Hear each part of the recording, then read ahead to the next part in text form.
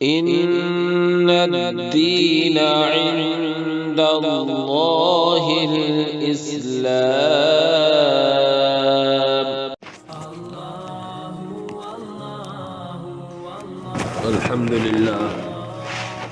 الحمد لله رب العالمين، والصلاة والسلام على سيد الأنبياء والمرسلين وعلى آله وأصحابه أجمعين.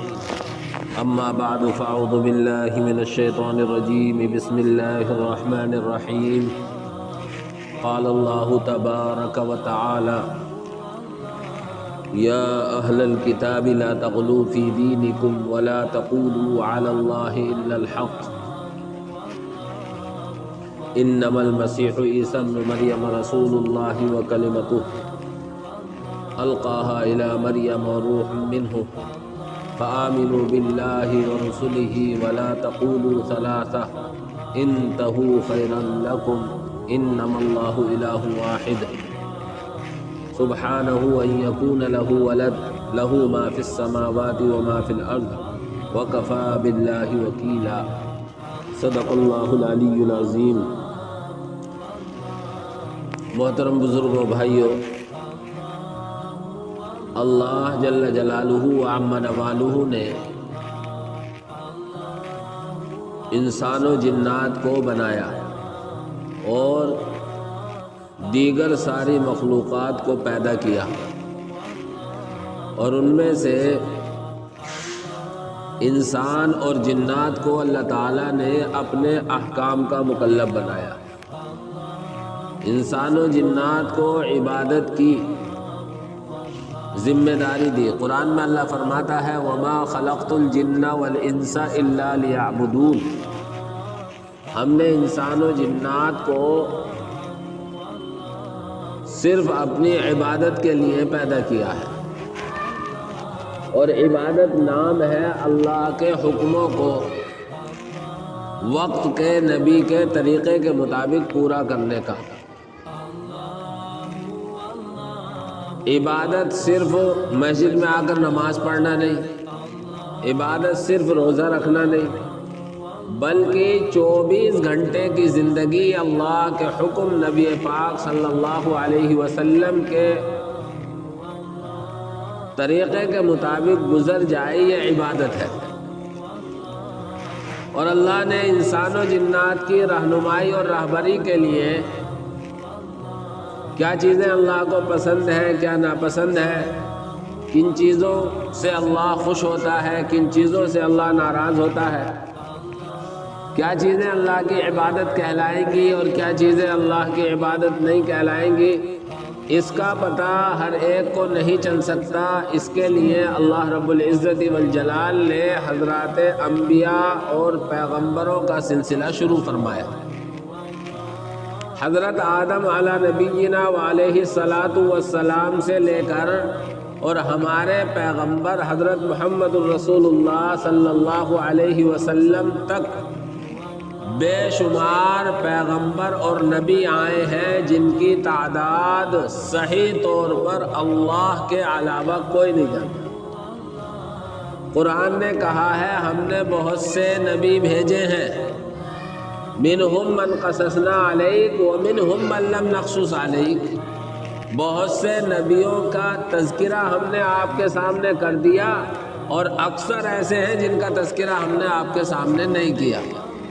اور ایک جگہ فرمایا لا یعلمہم الا اللہ. ان کی تعداد کو تو اللہ ہی بہتر جانتا ہے، اللہ کے علاوہ کوئی نہیں جانتا.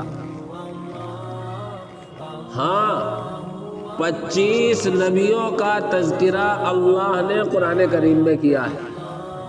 اور ایک حدیث سے پتہ چلتا ہے کہ اللہ رب العزت والجلال نے 1,24,000 پیغمبر بھیجے ہیں.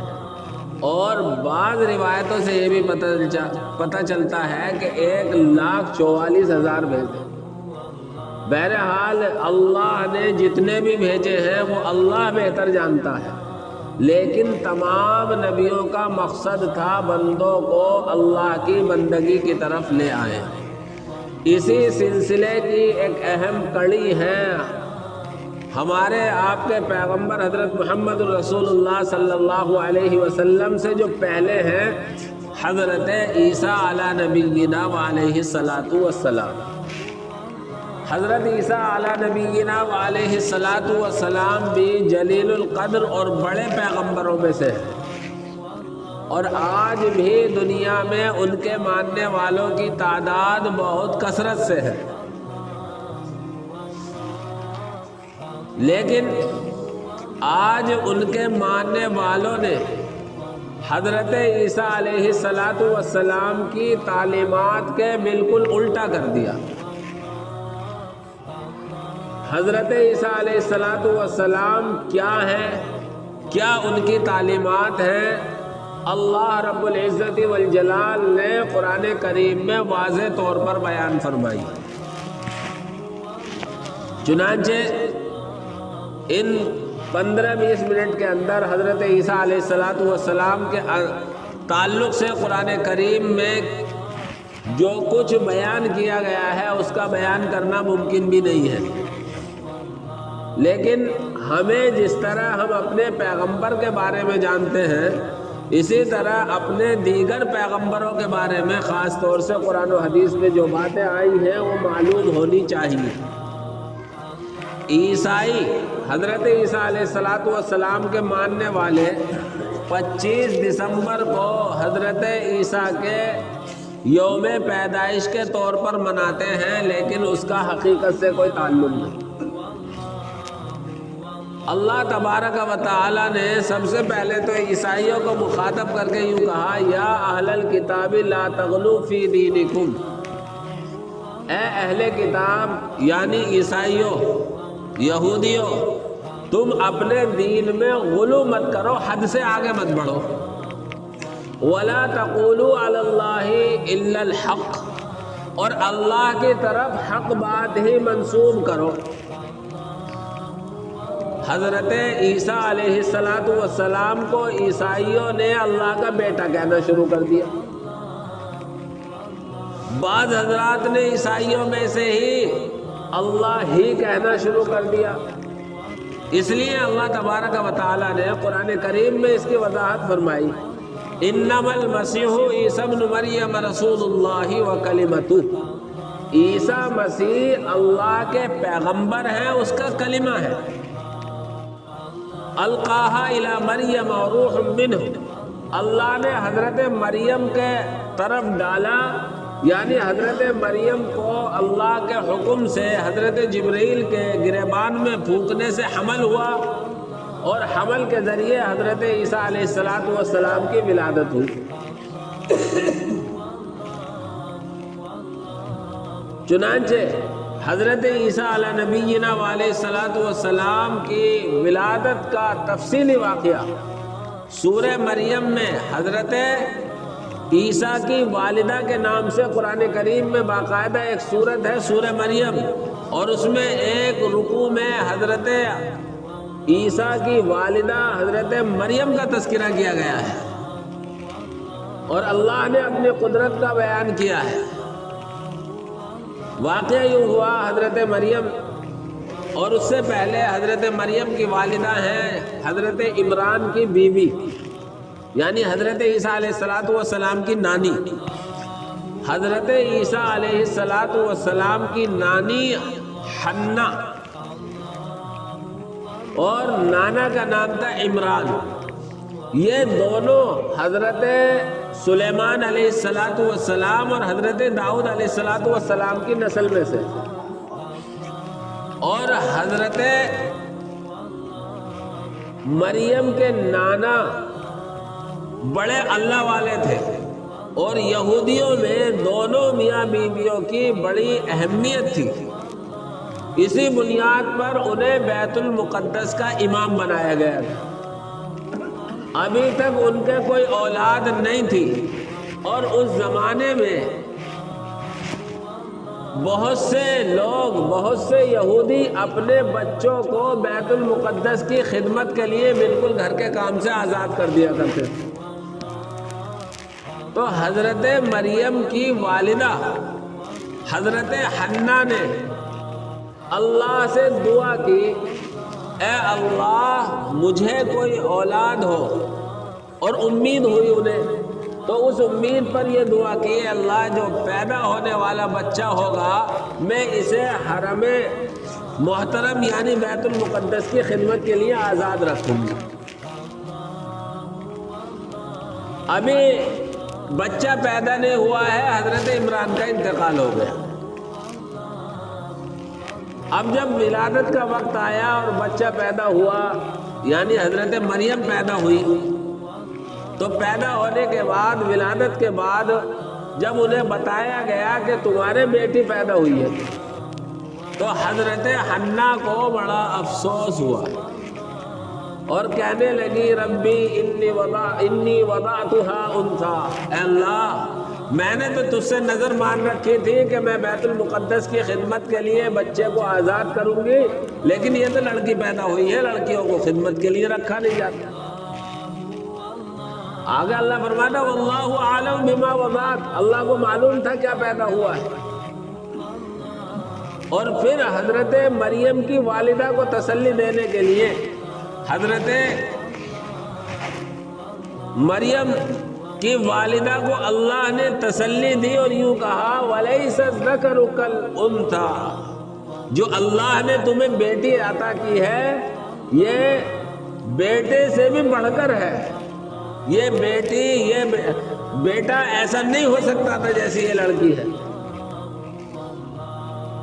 اور اللہ نے کہا ہم نے اسی کو قبول کر لیا، فَتَقَبَّلَهَا رَبُّهَا بِقَبُولٍ حَسَنٍ وَأَنبَتَهَا نَبَاتًا حَسَنًا، اللہ نے قبول بھی کیا اور ان کی پرورش عجیب و غریب، جو سال بھر میں بڑھتی وہ ایک دن میں بڑھی۔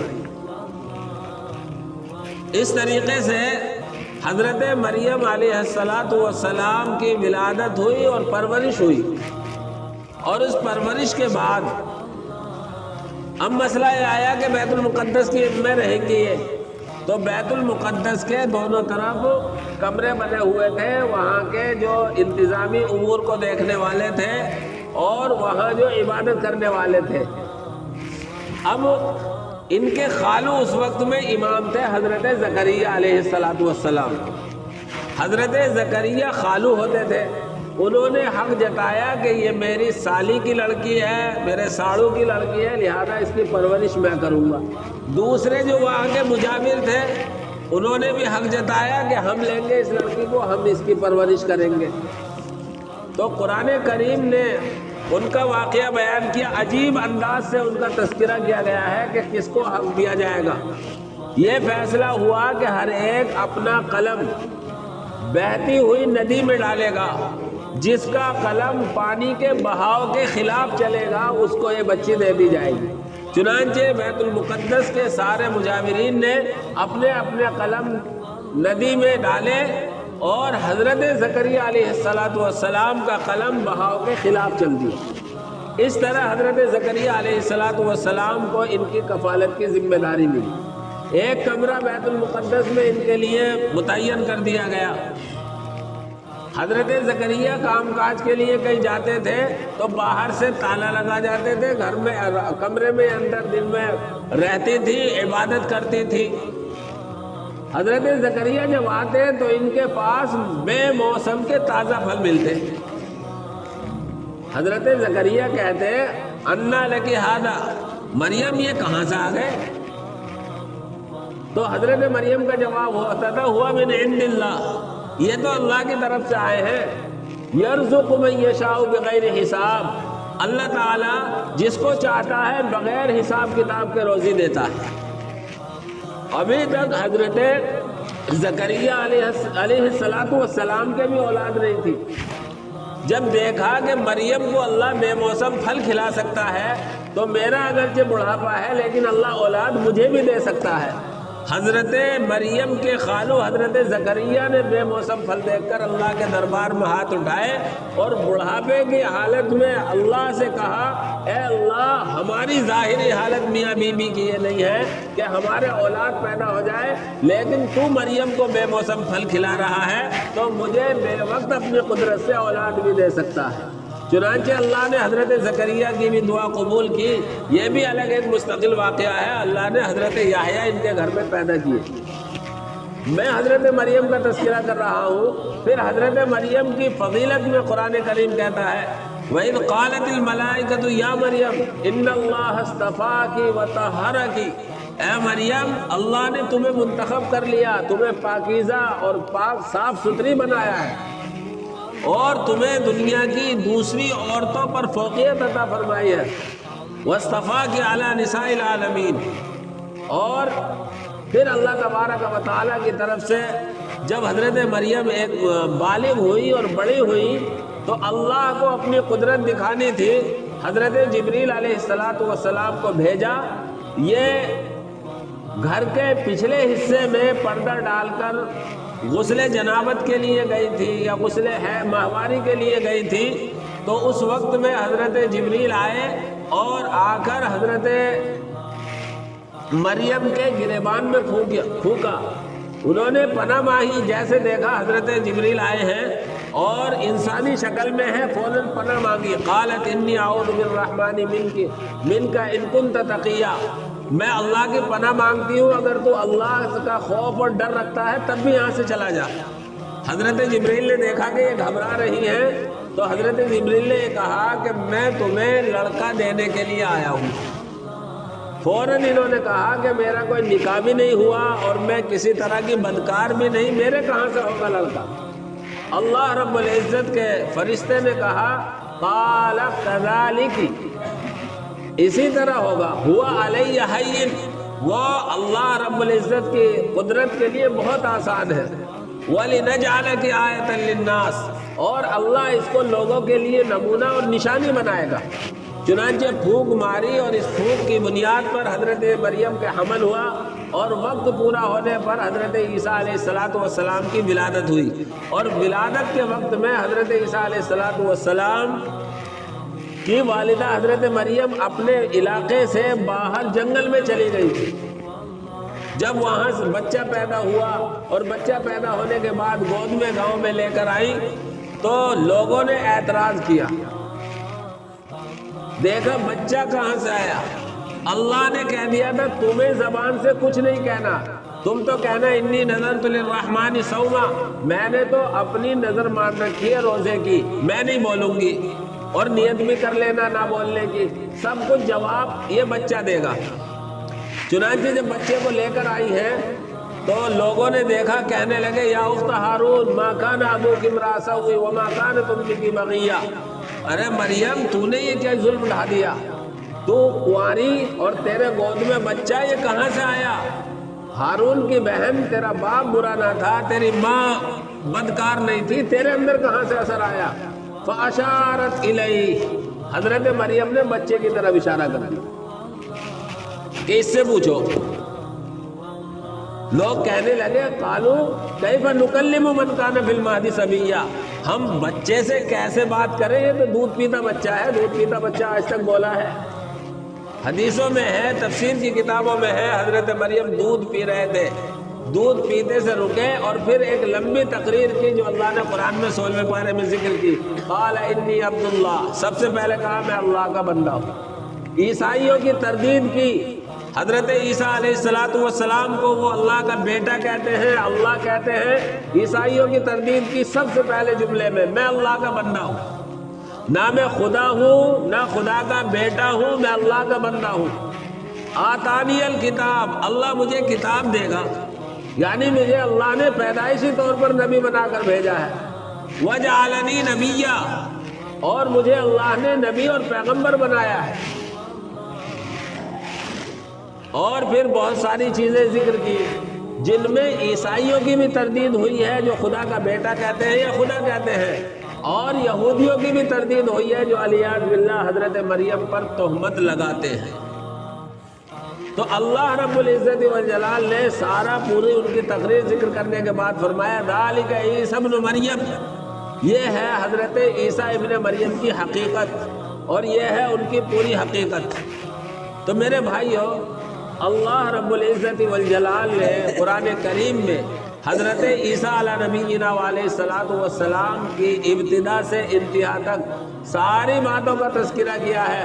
حضرت عیسیٰ نہ خدا ہیں، نہ خدا کے بیٹے ہیں، نہ خدا کا کوئی حصہ ہے، بلکہ اللہ نے قرآن میں انہیں کافر قرار دیا ہے جو حضرت عیسیٰ کو خدا کہنے والے ہیں۔ فرمائے لقد کفر الذین قالوا ان اللہ هو المسیح ابن مریم، یقیناً وہ کافر ہیں جنہوں نے کہا ہے کہ مسیح ابن مریم ہی اللہ ہے۔ اور ایک جگہ کہا ولا تقولوا ثلاثہ انتہوا خیرا لکم، تم اللہ کے لیے یہ مت کہو تین چیزوں کا مجموعہ ہے۔ عیسائی کہتے ہیں مریم، عیسیٰ اور اللہ تینوں کا مجموعہ اللہ ہے۔ انتہو، اس سے باز آ جاؤ اور بھلے کاموں کا ارادہ کر لو۔ اس لیے آج بھی عیسیٰ علیہ السلام کے نام پر جو کچھ یہ منایا جاتا ہے، نہ اس دن کی حضرت عیسیٰ علیہ السلام کی ولادت ہے نہ کچھ اور ہے۔ سن 335 عیسوی کے بارے میں لکھا ہے، کوئی بادشاہ اس نے عیسائیت قبول کی اور اس وقت کے عیسائی پادریوں کو اپنی حمایت میں لے کر اس 25 دسمبر کو یوم پیدائش کے طور پر منانے کی ابتدا کی۔ ورنہ سچی بات یہ ہے کہ آج کے عیسائی حضرت عیسیٰ علیہ نبینا علیہ السلام کی ولادت کے تعلق سے سب کچھ خرافات میں مبتلا ہے۔ نہ عیسیٰ علیہ السلام کی یہ تعلیمات ہیں، نہ عیسیٰ علیہ السلام نے اس طرح کا کوئی حکم دیا ہے۔ ہم مسلمانوں کے لیے جس طرح تمام نبی قابل احترام ہے، اسی طرح حضرت عیسیٰ علیہ السلام بھی قابل احترام ہے۔ اور اسلام میں کہیں بھی کسی طرح کا برتھ ڈے منانا یا کسی کو برتھ ڈے پر مبارکبادی کا پیغام بھیجنا یا دینا، اس طرح کا اسلام میں کوئی رواج نہیں ہے، بلکہ ہمیشہ ہر ایک کی عمر میں برکت کی دعا دینی چاہیے۔ ہر بڑے کو اپنے چھوٹے کے لیے عمر میں برکت کی اور نیک اعمال کی دعا دینی چاہیے، اور اپنے چھوٹے کو بھی بڑے کی عمر میں برکت کی دعا دینی چاہیے۔ اللہ ہمارے سروں پر بڑوں کا سایہ عطا فرمائے۔ یا بچوں کو یہ دعا دینی ہے کہ اللہ ہمارے بچوں کو لمبی عمر کرے، اللہ انہیں نیک اعمال کی توفیق عطا فرمائے، اس طرح کی دعائیں دینی چاہیے۔ لیکن جو برتھ ڈے کے نام پر عیسائیوں سے ہمارے یہاں آ گیا ہے، یا عیسائی بھی حضرت عیسیٰ علیہ السلام کا برتھ ڈے مناتے ہیں، اس کا نہ عیسیٰ کی شریعت میں کوئی ثبوت ہے، نہ اسلام میں کوئی اس کا ثبوت ہے، اور نہ اس کا کوئی چرچا ہے۔ اللہ ہم سب کو ان خرافات سے بچ کر صحیح مقصد کے مطابق زندگی گزارنا آسان فرمائے۔ آمین۔ وآخر دعوانا الحمدللہ۔